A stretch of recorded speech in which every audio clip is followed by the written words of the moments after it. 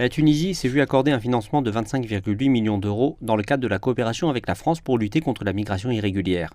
Le ministre français de l'Intérieur, Gérald Darmanin, indiquait que cette enveloppe s'ajoutait aux 100 millions d'euros annoncés par la Commission européenne pour soutenir les efforts de la Tunisie dans la lutte contre la migration irrégulière.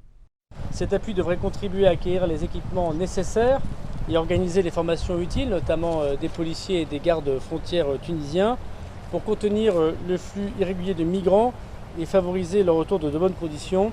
Nous savons que la Tunisie est la première victime de cette immigration irrégulière et nous voulons lui assurer de toute notre solidarité.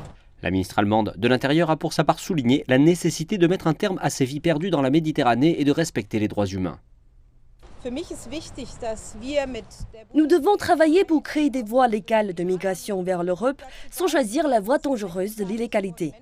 Combiner les efforts de toutes les parties dans la lutte contre la traite des êtres humains et le trafic de migrants ne peut être que bénéfique pour la Tunisie, la France et l'Allemagne.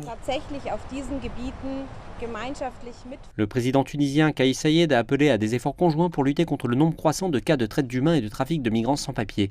Il a cependant insisté que la Tunisie défendrait sa souveraineté et son intégrité territoriale. J'exprime encore une fois le fait que la Tunisie ne peut pas être un garde-frontière pour tout autre pays.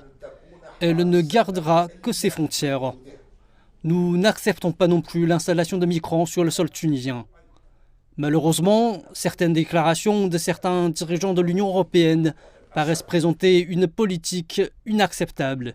Les ministres français et allemands de l'Intérieur déclarent que l'Europe souhaite empêcher les flux de migrants illégaux en apportant une assistance aux individus qui franchissent la Méditerranée, mais aussi en soutenant leur retour et leur réintégration dans leur pays d'origine. Le président tunisien Kais Saied a réitéré sa position en faveur d'une nouvelle approche du phénomène de la migration irrégulière qui prend en compte ses causes et ses origines. M. Saied a appelé à améliorer la situation économique et sécuritaire dans de nombreux pays vers lesquels les migrants sont contraints de fuir.